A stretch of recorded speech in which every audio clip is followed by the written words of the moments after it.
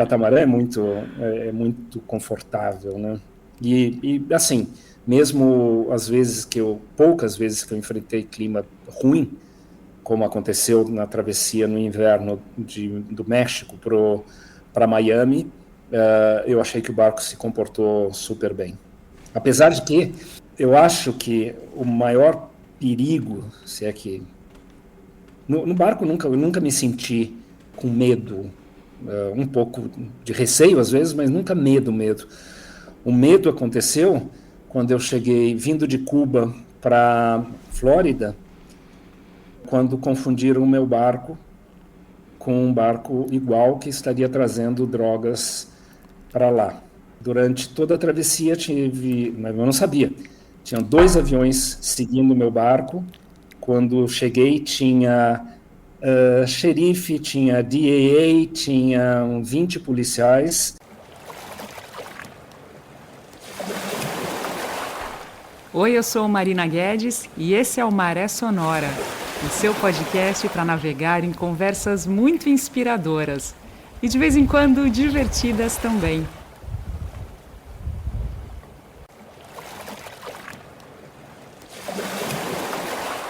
Sejam muito bem-vindos ao episódio número 152, isso mesmo, 152 programas aqui no Maré Sonora. O convidado de hoje me perguntou, inclusive, há pouco, como que eu o encontrei, então eu tinha até pensado em compartilhar isso com vocês. Como é que eu cheguei até o convidado de hoje? Daqui a pouquinho eu falo o nome. Há pouco mais de um mês, se não me engano, eu estava procurando novos entrevistados, novos convidados com quem eu pudesse conversar e encontrei uma pessoa chamada Bernardo do Espinhaço. Eu vi uma foto do Bernardo em que ele estava num veleiro e aí ele falou, putz, Marina, como é que você quer falar comigo por conta de uma foto que você viu? Eu falei, pois é, exatamente. Ele falou, mas eu não tenho muita trajetória na vela, acho que você podia falar com uma outra pessoa que inclusive me convidou para fazer umas viagens com ele, que é o Manuel Morgado. Muita gente aqui do Maré Sonora que é do universo das montanhas, não é novidade o nome dele, tenho certeza, isso porque vocês vão descobrir logo mais quem não é do universo da montanha que nos ouve aqui no bate-papo. E aí eu comecei a ver um pouco da trajetória do Manuel Morgado nas montanhas e na vela também. Aí surgiu essa ligação, então respondendo a sua primeira pergunta em off, Manuel, te descobri por meio do Bernardo e falei, que pauta legal, vou fazer o convite. Você estava, como é mais fácil, imagino, né, na sua vida, você está em lugares remotos do que em lugares fáceis de conversar, de internet e tal. Você estava, acho que na Ásia naquela ocasião. E aí eu conversei com o pessoal, falou, não, espera aí, Marina, que ele vai voltar, se você quiser, a gente dá um alô para ele e tal, e deu certo. Então, seja muito bem-vindo, Manuel, ao Maré Sonora. Muito obrigada por topar falar comigo aqui hoje. Eu que agradeço, Marina, é um prazer estar aqui conversando contigo e com os ouvintes da Maré Sonora. E interessante a trajetória aí do nosso encontro. O Bernardo é uma figura fantástica, eu gosto muito dele e que bom que ele comentou de mim para você. Legal. E você está onde agora? Onde é que você está falando exatamente para a gente ter a confirmação? Está no Brasil? Você não está? Onde é que você está agora? Então, eu estou num lugar que tem menos a ver comigo, que é São Paulo, porque eu não fico em cidades, de um modo geral, eu fico no mato, nas montanhas, né? Mas eu estou passando um tempo aqui em São Paulo, eu acabei de fazer um projeto muito longo, uma caminhada cruzando todo o Nepal, de leste a oeste, foram 125 dias de caminhada pelas montanhas, próxima à fronteira com o Tibete. Então agora eu estou me recuperando um pouquinho. Perdi 8 quilos nessa história, então agora eu estou em período de engorda aqui e descanso para partir de novo para a minha vida normal, né, que é montanha. Essa dieta acho que deve ser uma das dietas mais lindas que existem, né? Essa forma de perder peso caminhando pelo Nepal ainda por cima. Uau! Com certeza. Confesso que é um dos meus sonhos, Manuel. a conhecer lá e tá na lista das prioridades número 5, assim, tá entre as 5 maiores vontades. Bom, venha, porque é muito bonito mesmo, é muito, muito especial. Para quem não conhece um pouco da tua trajetória, o que você pode compartilhar? Como é que você começou? Eu vi que você, desde os 17, recebeu esse chamado na Bolívia para entrar no universo das montanhas. Como é que foi a sua entrada para depois a gente cair no veleiro? Se você puder introduzir um pouquinho. Eu sempre gostei de viajar, sempre, desde muito, muito, muito novo. E aos 17 anos eu fui para a Bolívia pela primeira vez, fui para fora do Brasil pela primeira vez, foi a primeira vez que eu vi montanha nevada e aquilo me pegou. Assim, a partir daquele momento eu tinha certeza que isso ia fazer parte da minha vida de alguma forma. Mas eu estava numa outra trajetória, eu sempre quis ser médico e eu tinha acabado de entrar na Escola Paulista de Medicina aqui em São Paulo, cursei a escola, fiz residência em pediatria e daí, durante a faculdade, eu sempre viajava por um período de férias da faculdade e eu encontrava esses travelers, esses rapazes, essas meninas que estavam aí um ano pelo mundo e eu me prometi que eu ia ter esse tipo de experiência. Então, quando eu acabei a residência, eu não tinha ainda vínculos maiores, eu acabei saindo para fazer uma longa viagem que foi de 2 anos de duração, um ano na Europa, um ano na Ásia. E daí voltei para o Brasil, achando que essa aí, bom, tinha matado a vontade de viajar por longo tempo, agora eu ia seguir a minha vida de médico. Só que essa vida durou 5 anos só. Eu adoro medicina, sempre gostei, desde muito novo, mas o estilo de vida não tinha nada a ver comigo, né? Quem era eu. Então, em 89, eu saí do Brasil, fui direto para o Nepal, que foi o lugar que mais me marcou na outra viagem, e, enfim, viajei por 3 anos, sempre buscando alguma coisa que tivesse a ver comigo e com o meu estilo de vida. E eu acabei abrindo uma empresa de trekkings e escaladas no Brasil, em 92, e é isso que eu venho fazendo desde então com muita felicidade. E, em paralelo, fazendo os meus projetos, né? Então, montanha foi cada vez ficando mais importante para mim, fui escalando cada vez mais alto, cada vez mais difícil, até que em 2010 eu escalei o Everest, enfim, e continuo muito ativo nas montanhas.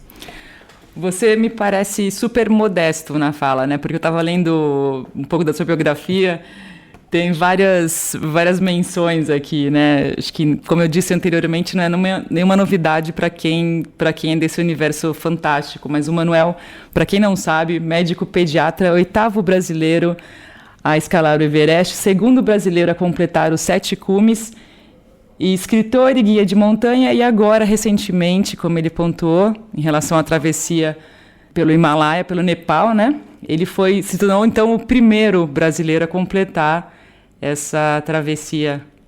A travessia do Himalaia, né? Pelo Nepal. É a grande travessia do Himalaia. O nome certinho da trilha, né? Da trajetória lá. Exato. É Great Himalayan Trail. É esse, Manuel, o nome? Era uma coisa que eu já vinha sonhando há muito tempo. 2 anos atrás eu comecei a fazer, fiz metade uns 2 meses e pouco de caminhada, e daí, por conta do Covid, o Nepal levou muito a sério a coisa da pandemia, e eles faziam lockdowns, que ninguém saía de casa, tudo fechava, tudo. E eu acabei abortando aquele plano, sabendo que eu iria completá-lo. E agora, esse ano, ao invés de completar, fazer o que eu já tinha, o que faltava fazer, eu resolvi fazer ele inteiro de novo, porque eu tenho essa pegada, como a gente vai conversar daqui a pouco com a Vela também, eu tenho essa pegada de fazer coisas longas e que me dá a sensação de que eu completei uma trajetória. E é isso que eu fiz no Nepal. Interessante que ontem eu estava conversando com um amigo, Manuel, ele escala, né? Ele faz umas trilhas também, e faz escalada em montanha. A gente estava conversando sobre as semelhanças desse universo da vela e das montanhas, né? As pessoas especiais que você conhece, a troca que existe sem interesse, a troca, né? As relações interpessoais muito mais humanas, verdadeiramente, assim, e a diversidade de pessoas que existem nesse universo. Na vela você encontra, assim... Eu lembro que eu encontrei nos anos que eu morei a bordo também, pessoas que eu acho que nunca teria conhecido se não tivesse vivenciado aquele estilo de vida, né? Então é muito apaixonante por essa característica, além das pessoas locais de onde a gente vai com o veleiro, né? De onde a gente chega nas ilhas, enfim. A gente estava trocando essa ideia ontem, agora me fez lembrar um pouquinho do que você falou agora. Eu acho que tem muita semelhança e possivelmente foi isso que me levou para a vela também, uma curiosidade, o desafio, e depois o que eu descobri, e talvez o que eu mais gostei de toda a experiência é como é incrível a solidariedade entre velejadores. Uma ajuda espontânea, porque eu acho que todo mundo se sente... sabe que em um ponto ou outro vai precisar de ajuda e acaba oferecendo essa ajuda de maneira muito, muito gostosa. Isso sempre me chamou muito a atenção nesse mundo da vela, especialmente porque desde 89 eu não tenho casa e eu não tenho muita habilidade de consertar coisas. Então eu me joguei nisso do veleiro. E eu sempre tive dificuldade, porque veleiros quebram constantemente. Mas eu encontrei esse apoio de pessoas que eu encontrava na marina, ou que eu encontrava na âncora, assim, de maneira muito gostosa e muito espontânea. Foi muito legal isso. Então, já que a gente já começou a falar do universo náutico aí, tudo que eu sei sobre a sua trajetória na vela é que você estava num catamarã. Como é que foi essa escolha? Por que um catamarã? Onde você o encontrou? Conta um pouquinho desse mergulho a bordo. A gente tem que voltar um pouquinho mais de tempo. Eu tenho uma história muito interessante, eu acho, sobre meu primeiro veleiro. Eu tenho uma atração, eu acho que estética por veleiros. Não sei de onde vem. E eu estava andando pela Austrália e eu encontrei uma marina. E, para meu espanto, você podia entrar na marina, porque aqui no Brasil é muros, cercas, você tem que ser sócio, você não chega nem perto do veleiro. E lá não, lá você pode perambular pelo pier e ficar olhando, tal, não sei o quê. E um dia veio essa certeza, assim, um dia eu vou ter um veleiro. Não sei quando, eu não tinha grana, estava numa outra história, mas um dia eu vou ter um veleiro. Aí eu estou na Guatemala, em 2008, fazendo uma viagem de pesquisa para levar grupos para lá, de trekking, né? E muito tempo antes disso, eu já sabia que se um dia eu tivesse um veleiro, ele ia chamar Good Karma, que era o nome de um pequeno hotel no leste de Bali que eu gostava de ir. E eu gostava do nome, eu achava bacana, tem a ver comigo, com a minha ligação com o budismo, enfim. Aí chegamos nesse lugar que chama Rio Dulce, que é um lugar que muita gente deixa os barcos no período de furacão no Caribe, mas eu não, nada a ver com veleiro para mim. Eu estava pesquisando uma viagem de trekking.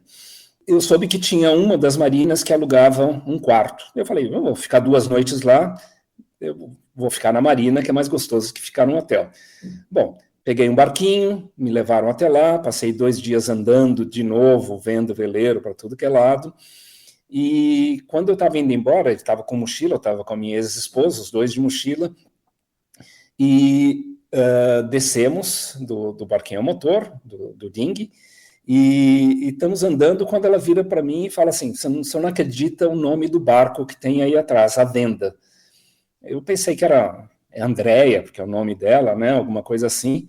Aí eu viro, tá lá, um veleiro de 38 pés, monocasco, à venda, chamado Good Karma. Aí eu falei, não, para tudo. Eu estava indo para Honduras, né? Nesse ponto eu ia pegar um ônibus para Senhores, volta tudo. Fui lá, descobri onde é que estava o dono. O dono era um carpinteiro de barcos, estava trabalhando. Eu falei que eu queria ver o veleiro, e ele olhou para dois mochileiros e falou, não, estou ocupado. Não, mas eu quero, estou interessado. Não, estou ocupado. Aí eu tive que contar a história inteira para ele. Aí ele voltou, me mostrou o barco. Eu acabei não comprando esse, mas nessa mesma semana eu comprei um outro, que foi o primeiro monocasco. Foi um 36,5, 35 anos de idade. E eu fiquei 2 anos alternando montanha, 6 meses. 6 meses. Depois de 2 anos, me deu esse chamado de novo de voltar para a montanha. Acabei vendendo o barco. Eu e a Andrea escalamos o Everest. Tinha essa coisa já planejada. Não, então me engano, foi 2006 isso, de 2006 a 2008. Aí por 2 anos a gente se planejou, treinou para a montanha, fizemos o Everest, enfim. Aí fiz tudo que eu queria fazer, fiz 7 cumes, fiz mais montanhas de 8.000, e em 2015 eu falei, bom, quem sabe está na hora de retomar essa história. Agora que eu já fiz bastante coisa de montanha que eu queria fazer, porque quando eu vendi o primeiro barco, o Good Karma 1, eu sabia que um dia ia voltar a acontecer. Agora, já baseado nessa experiência anterior do monocasco, pequeno, velho, enfim, eu tinha um pouquinho mais de grana nesse momento, em 2015, e eu já sabia que eu queria um catamarã. E daí eu fui atrás e comprei. E assim começou a história de novo. Mas então o Good Karma que você viu, você não comprou e você nomeou o primeiro seu Good Karma 1? É isso? Na realidade eu nem nomeei ficou só Good Karma. Depois tem esses apps que você acha veleiros ao redor do mundo, daí eu acabei descobrindo que tem um monte de Good Karmas por aí. Não é tão comum quanto Sonho Encantado, ou sei o que, nomes mais formais de veleiros, mas tem vários Good Karmas. E esse outro também, logicamente, chamou Good Karma. Como é que você percebeu a sua experiência como nesse universo das montanhas de alta, né, de acima de 8.000 metros, enfim, como é que isso te ajudou no seu desempenho a bordo? Quais foram, assim, os benefícios que você sentiu da sua experiência no universo das montanhas para a vida a bordo? Eu sou uma pessoa muito cuidadosa. Eu planejo muito, eu planejo de maneira muito intensa, e eu não me jogo em coisas que eu não me sinto com experiência suficiente. E sempre foi assim na montanha, e por isso que eu estou com 67 anos e estou vivo. E com todos os meus dedinhos, e dedinhos do pé, e orelha, que é mais ou menos comum de perder em alta montanha. E eu acho que eu trouxe isso também para o veleiro.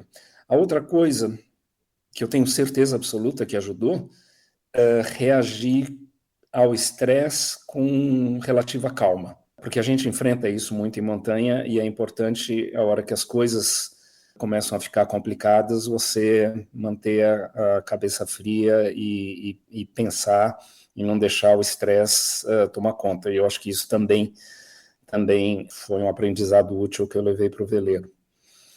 Paciência, né? Quando a gente escala montanhas altas, boa parte do tempo de uma escalada, minha expedição ao Everest demorou 72 dias, dos quais muito tempo eu fiquei no campo base esperando tempo bom, uma janela boa para poder subir. E veleiro é uma coisa que exige bastante paciência também, né? Paciência porque você acaba... de um modo geral, são travessias lentas, né? São vários dias, e também vários dias esperando janelas de bom tempo para fazer a coisa de maneira cuidadosa. Então, acho que tem muitas semelhanças aí no que você precisa para a montanha e para a vela. O seu último barco que você vendeu, o Good Karma 2, Isso. 2, você viajou com ele Você atravessou o Pacífico com ele naquela rota tradicional indo oeste. Como é que foi essa sua experiência? Foram 6 anos, Manuel. Me corrige se eu estiver mencionando aí algum dado incorreto. Conta um pouquinho da sua trajetória no catamarã. Bom, voltando aí ao primeiro Good Karma, eu não sabia que lado era a frente no veleiro quando eu comprei. Não tinha a menor ideia de nada, absolutamente nada. Então, eu tive muita sorte porque, indicado por aquela marina mesmo, eu entrei em contato com um instrutor de vela, Curtis, e contratei para ficar 20 dias a bordo comigo. Então, a gente ficou esses 20 dias próximo da Guatemala e Belize, e ao final desses 20 dias, a gente saiu solo, né?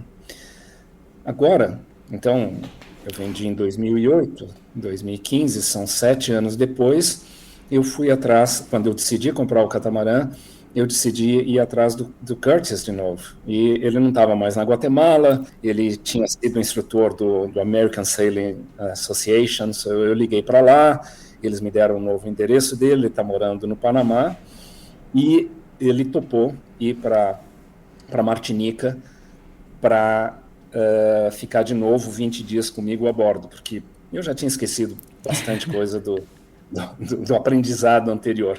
E a gente fez a mesma coisa, ele ficou 20 dias, a gente ficou ali perto da Martinica, e daí eu comecei a velejar pelo Caribe. E me sentindo cada vez mais seguro na parte de vela, completamente inseguro na parte de manutenção de barco, e o Curtis acabou virando um grande amigo, acabou indo para o Nepal comigo e acabou sendo meu anjo da guarda. Então ele, graças à internet, com vídeo, eu entrava lá no motor, ligava o vídeo, mostrava para ele e falei, o que eu faço? Lógico que eu fui aprendendo aos pouquinhos o básico, mas não é uma coisa que eu tenho facilidade. E daí eu continuei fazendo coisas um pouquinho mais longas, um pouquinho mais desafiadoras. Saí do México, fui até Miami, daí fui para Bahamas, daí voltei para o Caribe, continuei velejando pelo Caribe, até que eu comecei a pensar numa travessia de oceano, que era uma coisa que a ideia me atraía muito. Cada vez que eu conversava com gente que tinha feito ou circunnavegação ou feito algum oceano, era uma coisa que eu queria fazer. E ajudou o fato do Curtis querer vir comigo. Então eu velejei com uns amigos do Caribe até Nova York, ele chegou em Nova York, a gente partiu para Portugal. E foi muito legal, gostei muito. Deixei o barco em Malta, fui para a montanha, voltei para lá, peguei o barco. Mediterrâneo não me amou, eu gosto de coisas mais remotas, mais simples, né? E daí, já tendo feito uma travessia com o Curtis, eu me senti seguro para fazer, realmente como capitão. Chamei alguns amigos e voltamos de Malta para o Caribe. Mas sempre, desde o começo, era o Pacífico que eu sonhava em ir. E daí, agora, no ano retrasado, ano passado aconteceu a travessia. A gente foi do Panamá, atravessamos o canal, fomos do Panamá para Galápagos e de Galápagos para Polinésia. Vocês chegaram na Polinésia naquela, tradicionalmente, em Nuku'iva, quer dizer, em Vaoa, ou vocês foram um pouquinho piratas ilegais, como a gente de ir para Fatuíva, onde não tem porto de entrada, não pode fazer entrada oficial e depois voltar para Ivaoa, para imigração? Como é que foi a sua chegada? Não, foi normal. Eu sou meio conservador nessas coisas, acabei fazendo a coisa certinha. O que teve, certinho. O que teve de emoção foi que eu queria ficar mais tempo na Polinésia e você só pode 3 meses como turista.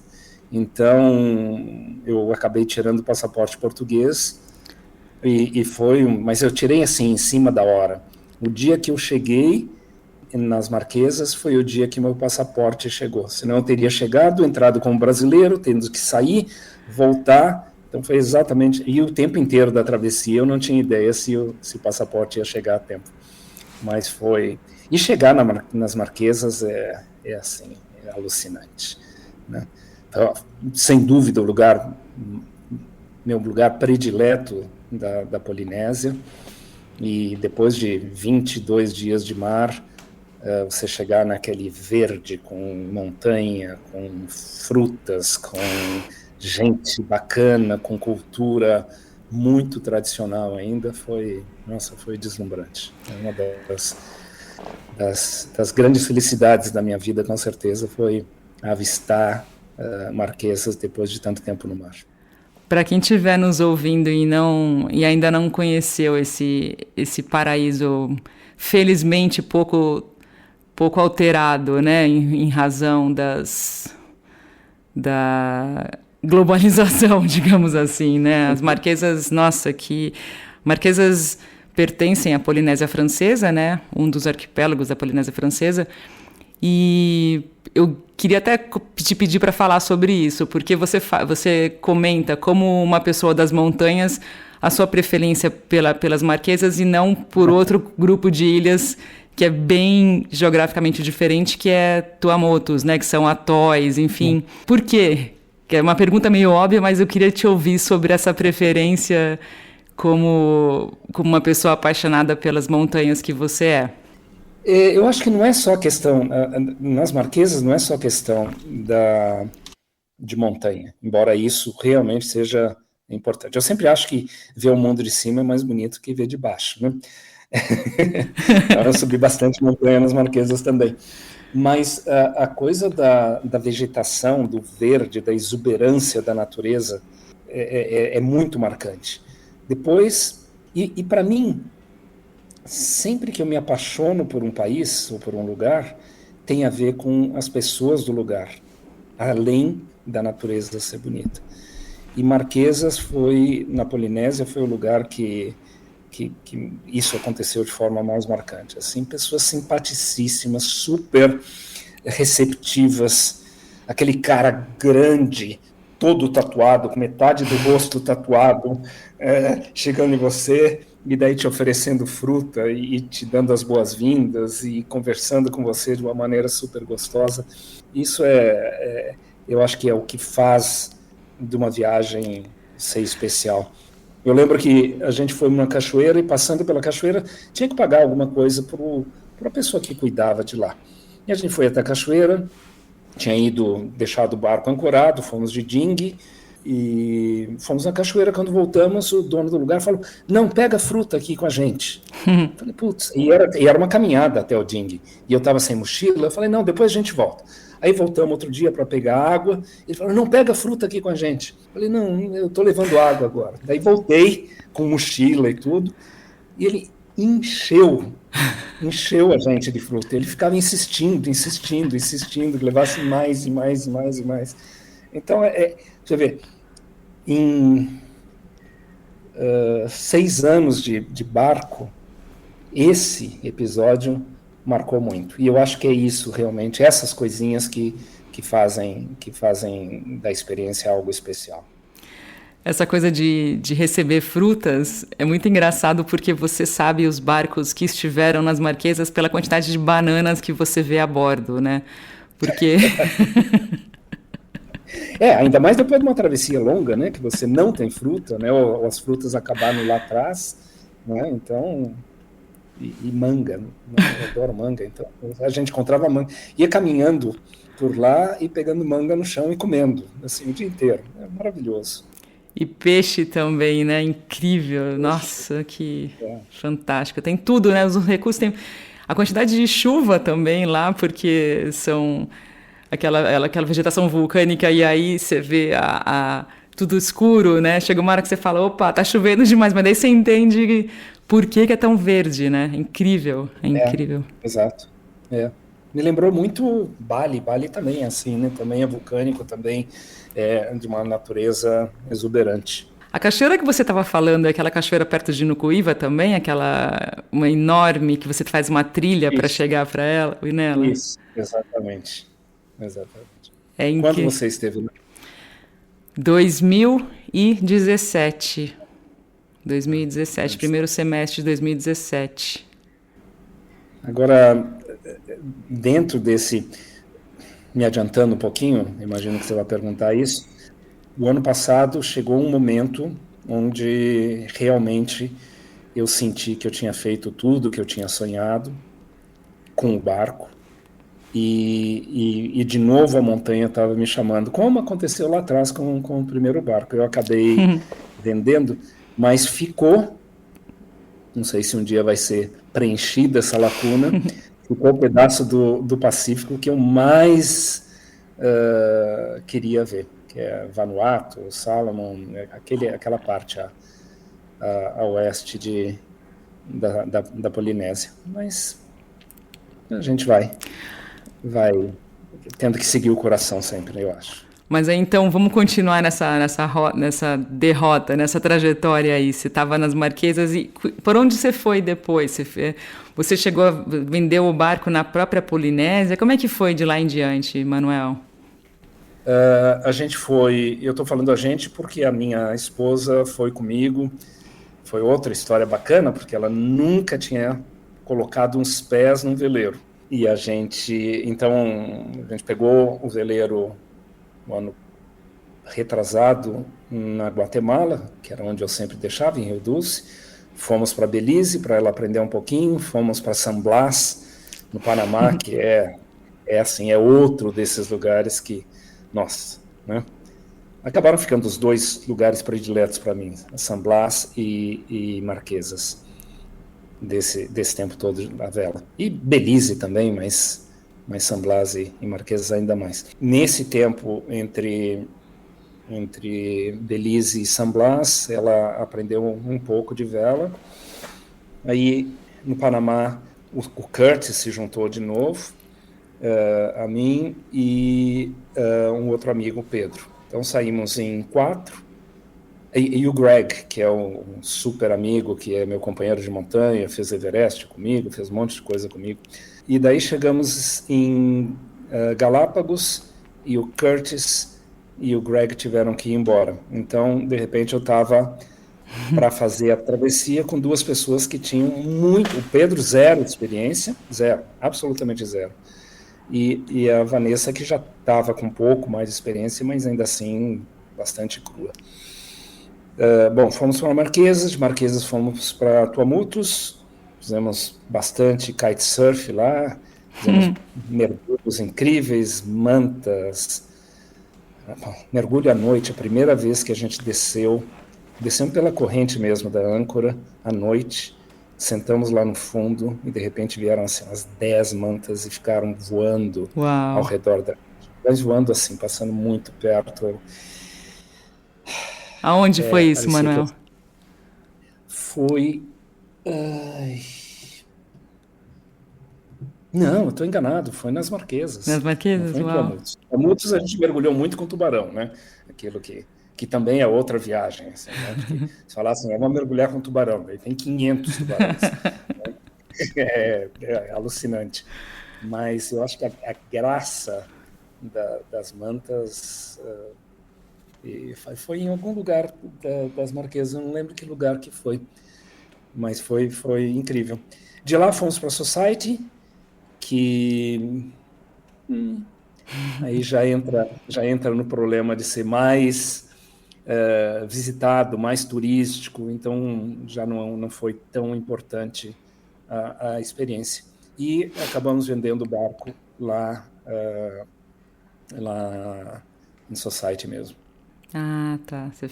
Eu fiquei nessa dúvida para te perguntar. Falei, será que ele chegou a continuar mais um pouco a oeste, mas então vendeu lá?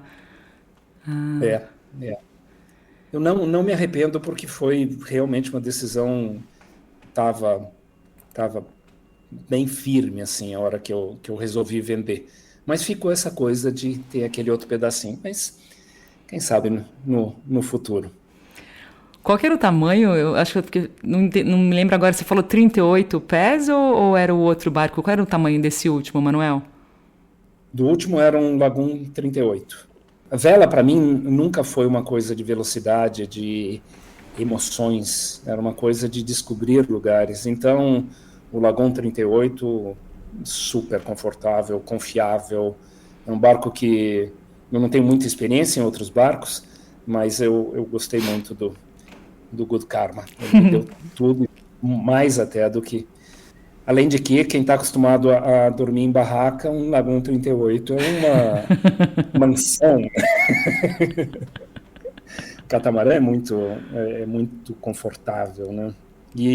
Assim, mesmo às vezes poucas vezes que eu enfrentei clima ruim, como aconteceu na travessia no inverno do México para Miami, eu achei que o barco se comportou super bem.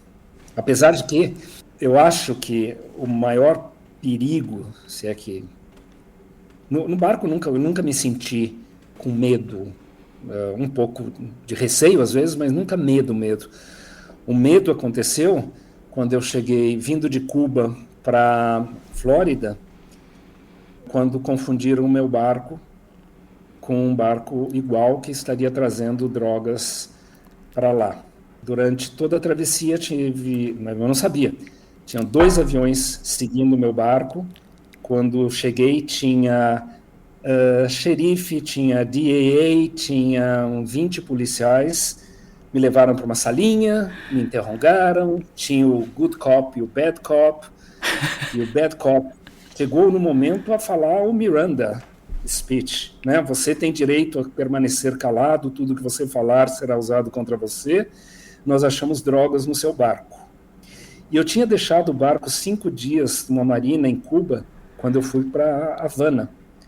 Então, a hora que o cara me falou isso, eu falei, bom, colocaram, é fácil, né? Você esconde alguma coisa no barco, eles sabiam que eu estava indo para os Estados Unidos, esconde no barco, eu vou como mula sem problema, chego do outro lado, me abordam, tiram as drogas, enfim. E ele nos deixou das 4 da tarde, bom, a gente foi para a salinha às 9 da manhã, das 4 da tarde, depois de falar o Miranda, ele nos deixou das 4 da tarde até as 7 da noite, sentados, e eu contemplando que a minha vida tinha acabado, que eu ia passar os próximos dias numa prisão nos Estados Unidos, por tráfico de drogas. E não tinha jeito se eles tivessem feito isso, não tinha jeito de provar que não era eu, não tinha jeito. Aí eles desmontaram o barco, nossa, fuçaram, e o último recurso foi realmente blefar, dizendo que eles tinham entregado as drogas para ver se a gente se entregava. E não, né? Mas eu também não falei nada, porque não tinha o que falar. Se eles acharam droga, acabou a minha vida. E daí às 7 da noite ele falou, vai embora, pode ir. Nossa. E foi, sem dúvida, foi o maior medo da minha vida inteira, mais do que avalanche, mais do que Greta, mais do que qualquer coisa que eu já tinha passado na vida, foram essas 3 horas lá. Nossa. Conseguiu comandar o barco naquela pilha de nevas que vocês deviam estar? Como é que foi essa... Foi incrível. Isso foi em Port Myers. Port Myers você entra por um rio bastante movimentado de barcos, né? E eu tinha reservado uma marina, não tem lugar para ancorar lá, eu tinha reservado marina, só que a hora que ele mandou a gente embora, a gente ligou para a marina, não tinha mais lugar. Ligamos para outras marinas, estava tudo cheio. Fiquei rodando para lá, para cima e para baixo, até que eu voltei para o pier do Coast Guard, da guarda costeira, e falei, eu vou causar um acidente aqui, vocês têm que me arranjar um lugar para eu dormir, porque eu estava exausto, eu tinha acabado de chegar depois de 6 dias de travessia. Nossa. Então eu estava exausto, nervosíssimo, ainda com muito medo, e daí no fim eles arranjaram um lugar lá, a gente dormiu e no dia seguinte seguiu. Mas por um mês eu meio que tinha vontade de falar baixinho dentro do barco, porque eu achei que eles tinham colocado um bug qualquer lá no barco. E, nossa, foi tenso, muito tenso. Sabe aquela história de que eu não sei até como é que faz sentido falar em português, mas quando comentam, né? Se você já bateu num coral, não existe velejador que não bateu, que não tenha encostado, dando um totó no coral. Ou não fez, ou vai fazer ainda. Como é que é você Ou é nesse... mentiroso. A versão que eu conheço disso é que existem dois tipos de capitães: os que já bateram e os mentirosos. E você, como é, Manuel, nesse contexto? É, lógico, eu não sou mentiroso. Ah, na realidade, bom, eu encostei em fundo de areia algumas vezes, né? E é uma sensação estranha, né? Porque você está indo, né? Para, mas sem maiores. Aí a gente estava em Tuamotus, navegando bem pertinho da costa, tem aqueles canais, né? Balizados, tudo. E eu deixei o barco. Eu falei para a Vanessa, olha, segue essa linha. Desci para pegar um copo d'água, quando eu estou ali embaixo, assim, 2 segundos. Assim. Horrível, horrível. É horrível por várias coisas, né? Pelo seu barco que vira, assim, uma coisa que você ama. É horrível pelo coral, né? Putz, um lugar tão incrível como Tuamotus, com coral vivo, vibrante, bonito. E medo também, né? Eu não sei lá em Tuamotus, em Belize nos falaram que danificar coral dá uma multa de $200 mil. Uau! Então também tinha isso, assim, de olhar ao redor e ver se tinha alguém por ali.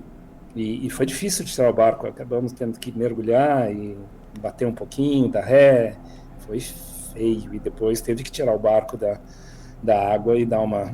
Não, nada sério, mas deu uma arranhadinha. Mas é uma sensação bem ruim, né? E ela, coitada, a Vanessa ficou desolada, né? Desolada. Qual era o calado de vocês? É pouquinho, 1,2 metros. É muito gazinho. O que aconteceu ali foi que no charter, no mapa, eu estava com um zoom pequeno. Então, e era muito pequeno o espaço mesmo, 5 metros para um lado você já estava no coral. E ela seguiu a linha, mas com um zoom pequeno ela acabou. Uau! Mas não é uma sensação boa, não. Nem para gente, nem para o coral, com certeza. Você falou do que você pôde aproveitar das montanhas no universo náutico e me fez sentir vontade de te perguntar com relação aos nós, né? Porque você tem nó de montanha, tem nó para parte náutica. Você mistura muito no dia a dia que você estava a bordo? Você fazia um nó que era mais típico de montanha, ou então um nó do universo náutico? Tinha essa confusão? Você se dava bem com isso? Como é que era isso para você, Manuel? Não, eu acho que não lembro de ter tido. Aliás, pelo contrário, né? Uma das coisas que eu tinha que aprender, que eram os nós, quando eu fiz o curso com o Curtis, vir da montanha ajudou, né? Porque alguns deles são os mesmos, né? Mas eu também nunca fui de saber aqueles nós que a gente vê nos quadrinhos. No outro barco, um dos caras que me ajudou tinha sido da Marinha Mercante e ele sabia aqueles nós fabulosos, né? Complicadíssimos, bonitos, né? Mas não, eu usava o básico de nós e não, isso nunca teve problema. Mas sim, vida montanha ajudou, com certeza. E os mergulhos, Manuel? Porque existe aqueles paredões, às vezes, que a gente mergulha, né? Montanhas embaixo d'água. Como é que rolaram isso para você? Teve isso? Como é que foi? Então, o primeiro Good Karma foi um barco muito bacana, porque era um barco muito forte, né? Era um barco antigo, então com fibra bem grossa.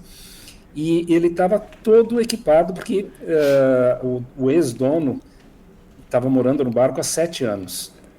Então o barco tinha muita coisa. Foi um barco muito bom, eu comprei razoavelmente barato e eu não precisei comprar nada, estava tudo lá, inclusive um compressor de mergulho. Então, quando eu comprei o outro barco, o catamarã, foi uma das coisas que eu fiz absoluta questão de ter.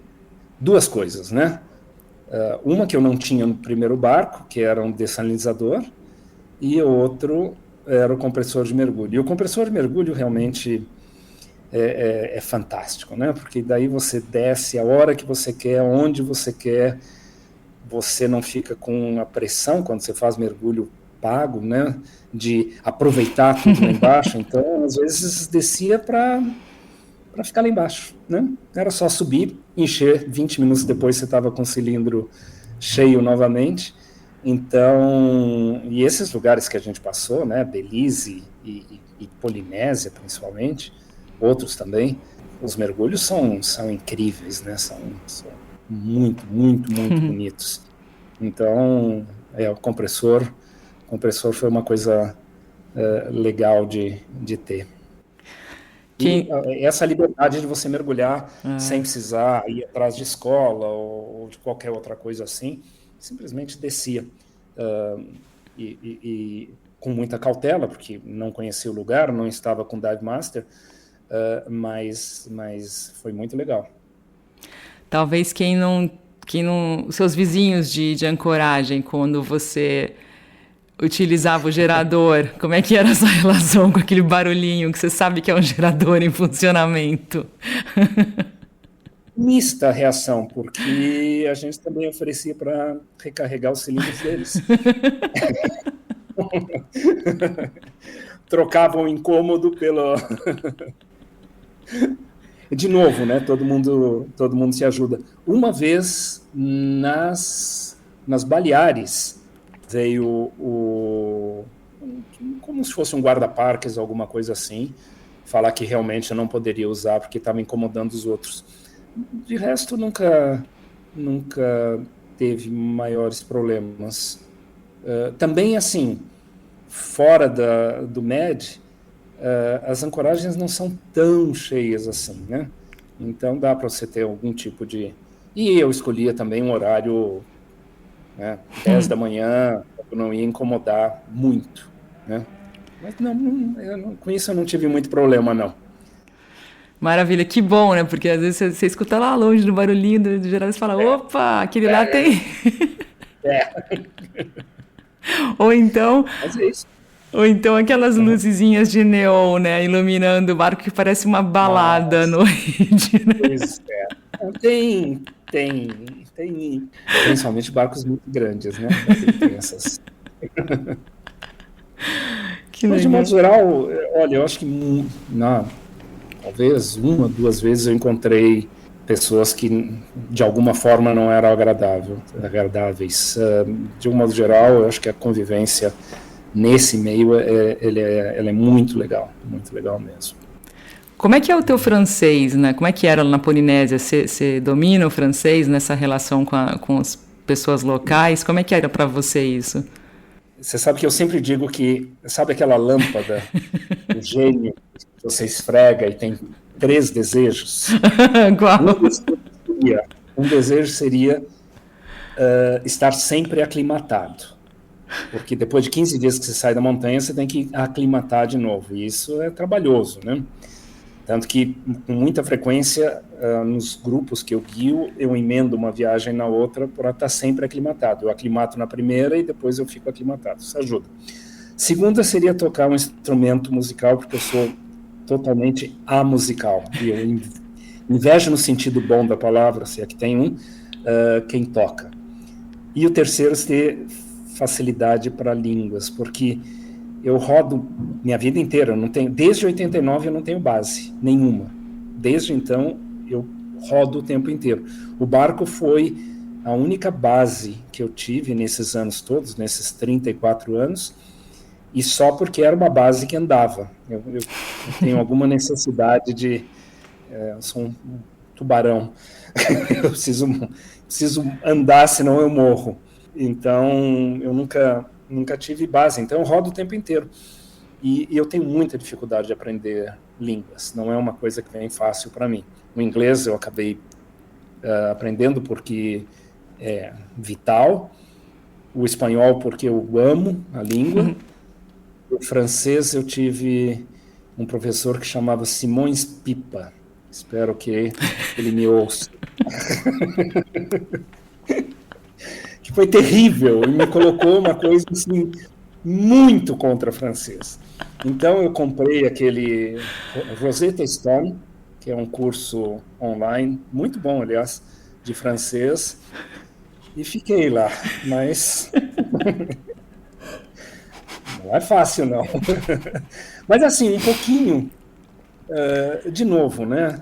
Eu acho que se você fala um pouquinho da língua, um pouquinho que seja, já dá uma outra coisa para a pessoa local, né? Ela já se sente muito mais bem disposta em relação a você, e daí ela faz também um esforço para se comunicar. Se você chega com inglês, daí a coisa já não vai tão bem. E deu para aprender um pouquinho, que eu obviamente já esqueci, mas foi legal. Mas foi uma luta séria aprender francês. Mas então nessas viagens que você faz para a Ásia, tudo na mímica ou tudo em inglês? Como é que você se vira nesses momentos fora barco, né? Lógico. Uhum. Bom, inglês é muito falado e eu falo um pouco de nepalês. E isso ajuda, assim. Agora que eu estive em... Bom, volta e meia eu estou em regiões muito remotas do Nepal, então falar um pouquinho que seja não é o suficiente, infelizmente não é o suficiente para uma conversa mais profunda, mas assim, um pouquinho dá para entender. Aliás, anteontem eu fui ver um filme muito bonito, chama Oito Montanhas, acabou de entrar em cartaz, está em cartaz na Europa, porque um amigo meu viu em Barcelona há um tempo atrás, que é sobre montanha, mas mais do que tudo sobre amizade. E uma parte do filme é no Nepal, e ele conversa com as pessoas e eu entendia. E isso me deixou muito, muito feliz. É gostoso, né? Falar outra língua é muito gostoso mesmo. Infelizmente não é um dom, mas é um esforço.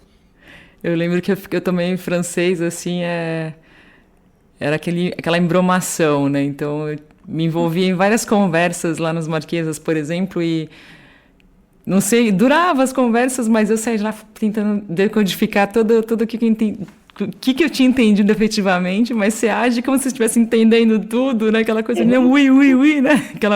E o francês na Polinésia tem um monte de dialeto também, né? Então, era engraçado. Foi importante para você? Essa parte também foi importante para você nas suas viagens? Muito. A gente fez um percurso parecido com o seu. Passamos por San Blas também, Bahamas, San Blas, Canal do Panamá. Não paramos em Galápagos porque se tornou muito arredio a barcos, muito mais para veleiro, na verdade, né? Hoje em dia eles dificultam a entrada de veleiro muito, cobram absurdos e burocracias, você não pode ir em todos os lugares. Tá uma característica muito turística, então o capitão desencanou, falou, não, já tinha uma experiência negativa anteriormente de tentarem sacanear ele, cobrar propina e não sei o quê, então a gente passou pelo norte de Galápagos, entre Wolf Island e Darwin Island, passamos devagarzinho num dia que estava meio nublado, não paramos, seguimos direto para Fatuíva. E aí Polinésia, né, Marquesas, Tuamotu e Society. Depois a gente fez um pouquinho nas Ilhas Cook, paramos em um atol chamado Palmerston. Depois a gente fez Nui, Tonga, desceu para Nova Zelândia, aí fez aquela estação na Nova Zelândia, aí subimos para Fiji, descemos, mais uma estação na Nova Zelândia, e aí Vanuatu, Nova Caledônia, e terminamos na Austrália. E aí foi isso, aí começou a Covid. Felizmente o barco... O plano era vender o barco na Austrália e deu certo de vender um pouquinho antes da Covid fazer essa bagunça mundial aí. Mas foi esse nosso roteiro, parecido um pouco com o de vocês, e San Blas era incrível também. San Blas era um outro sonho de conhecer, e aquelas ilhotazinhas que você vê desenho de criança, né? A ilhazinha com coqueiro, você fala, opa, existe isso! Não, San Blas é maravilhoso, as pessoas de lá também, é muito legal.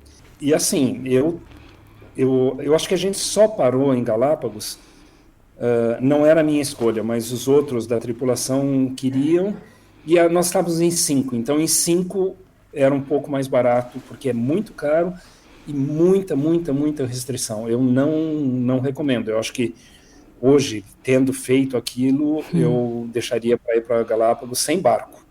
Vai para Quito, voa para lá, faz a experiência de Galápagos, enfim, veleiro não te traz basicamente nenhuma vantagem você estar de veleiro lá, além de ter que conviver com os leões marinhos entrando no barco e não te deixando dormir. Você sabe que eu saí de Galápagos com uma teoria, porque tem um monte de rocha pertinho do barco, onde eles podem ficar tranquilinhos no seco, no sol, mas eles vêm para dentro do barco, né? A ponto das pessoas, tinha gente que tinha arame farpado para impedir que eles entrassem.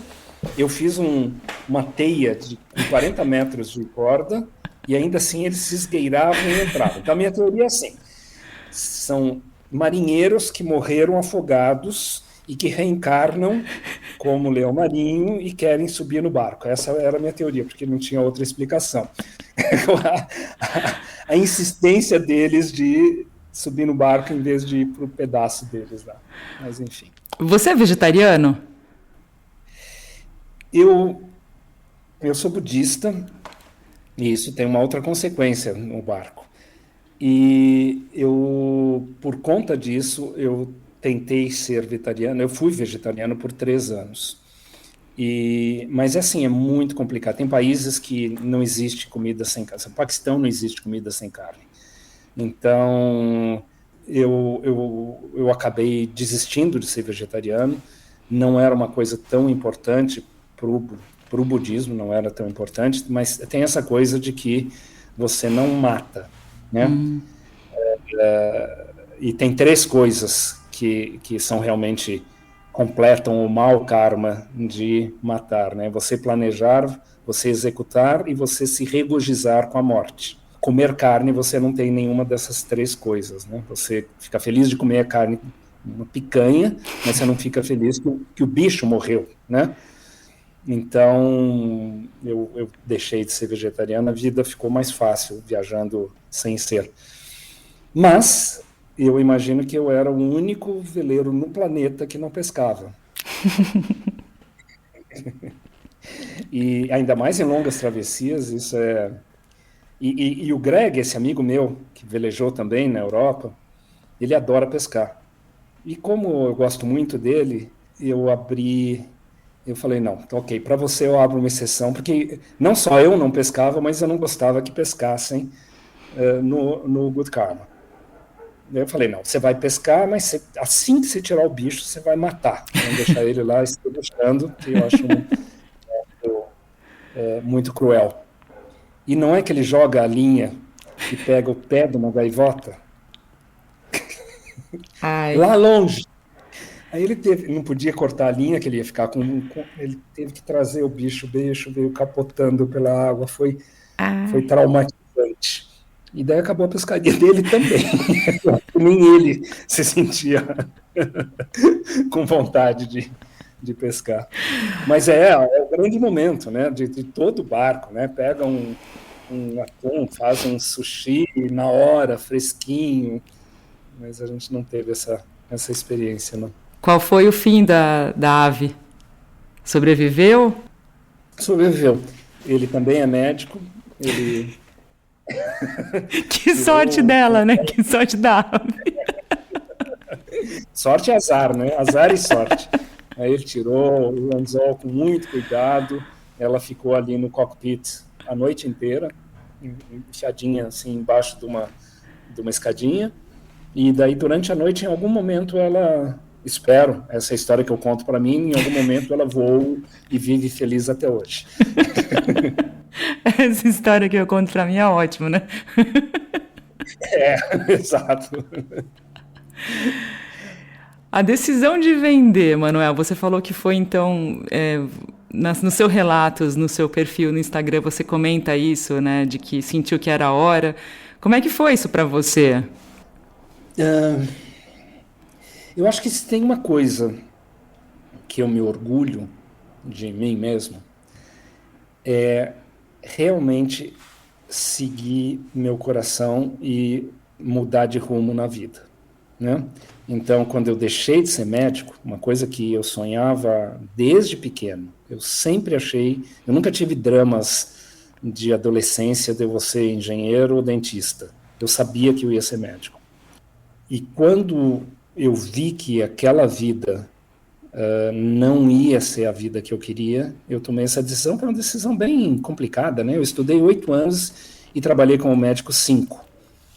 E tem toda a pressão de todo mundo, né? Meu pai não fez faculdade, então ele tinha um super orgulho do filho médico, né? Tanto que, assim, mesmo depois que eu deixei de ser médico, que eu saí, quando era carta ainda naquela época, ele escrevia Dr. Manuel Morgado, né? Eu sabia que era uma coisa importante. E amigos, e todo mundo, né? Não, você é louco, como assim você vai largar? Você vai para o mundo, você vai viajar.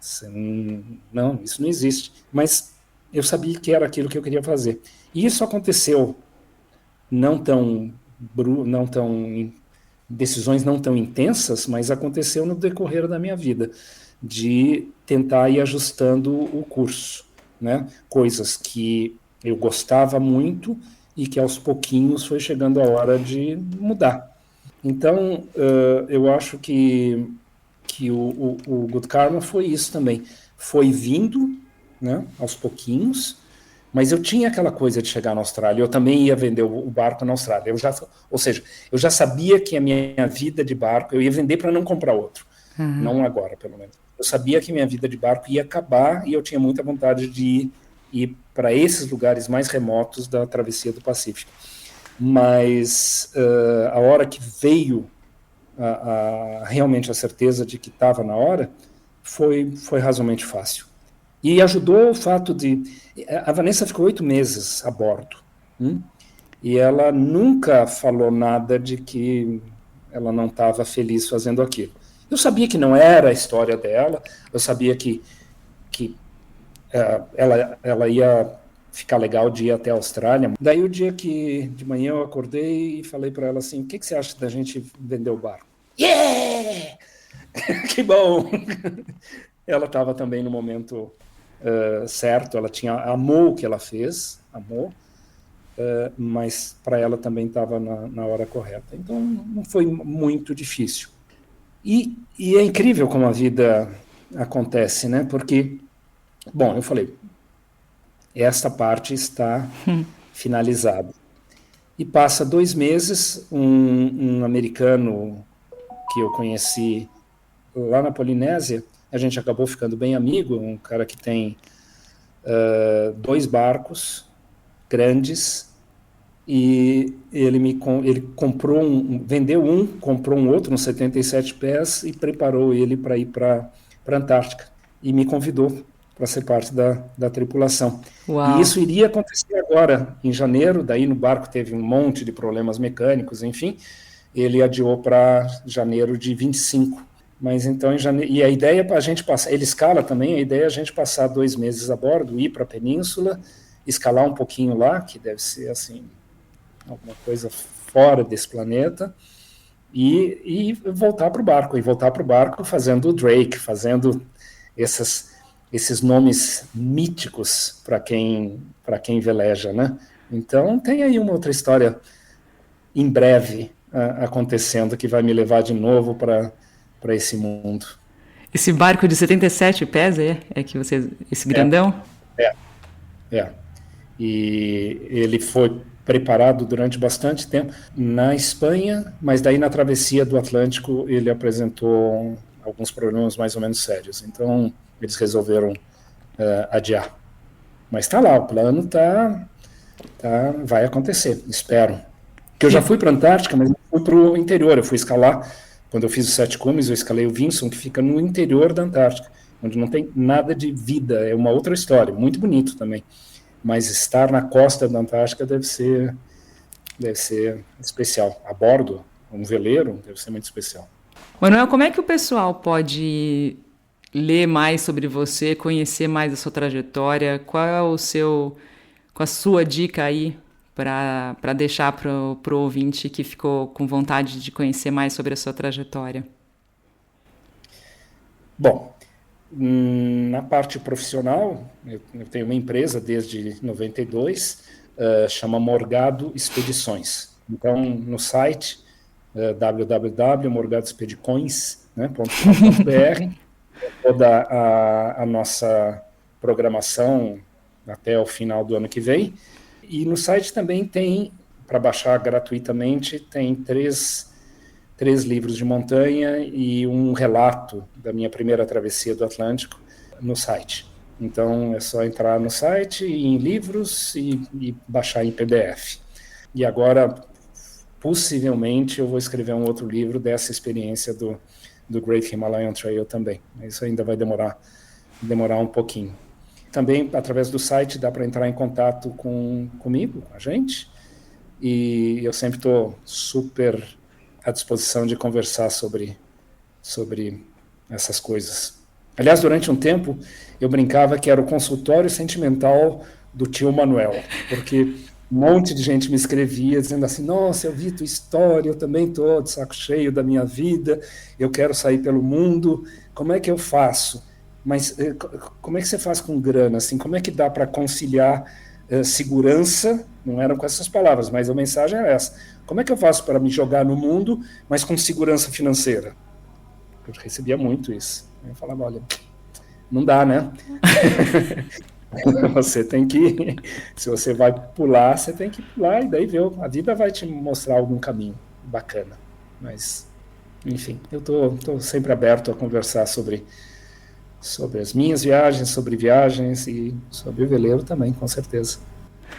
Antes da gente terminar aqui, eu tenho uma última pergunta, que é o seguinte: você falou de como ajudou você a levar o aprendizado das montanhas a bordo. E o contrário, quando você saiu da vida a bordo e voltou para a terra firme, o que você se sentiu diferente, ou o que você teve de pensamento analisando, assim, Manuel antes e depois, obviamente da segunda, né? Mas o que você pode comentar nesse sentido? Teve alguma transformação para você ou não? Como é que foi essa volta para a terra firme? Eu acho que a minha trajetória na vela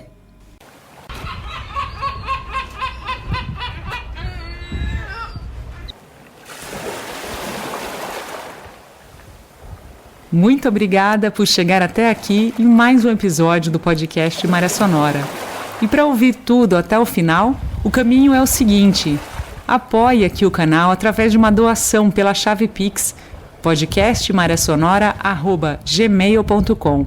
A partir de R$1, isso mesmo, menos que um cafezinho, você já ajuda muito e pode conferir o episódio completo. Eu te envio por e-mail, basta você colocar na mensagem do Pix qual episódio quer ouvir e o seu e-mail. Em até um dia, eu te envio o link para você conferir pelo YouTube. Se você não mora no Brasil ou não usa o Pix, a solução é participar aqui do canal através da campanha na plataforma Catarse. Acesse o site www.podcastmarésonora.com e confere lá na seção Apoie. Lá você vai ver também o nome de todos os apoiadores, a quem eu agradeço demais, e as instruções para participar aqui e conferir mais um episódio muito especial. A gente se encontra então no próximo episódio, daqui a 15 dias, e eu desejo a todos, como sempre, ótimos ventos. Valeu!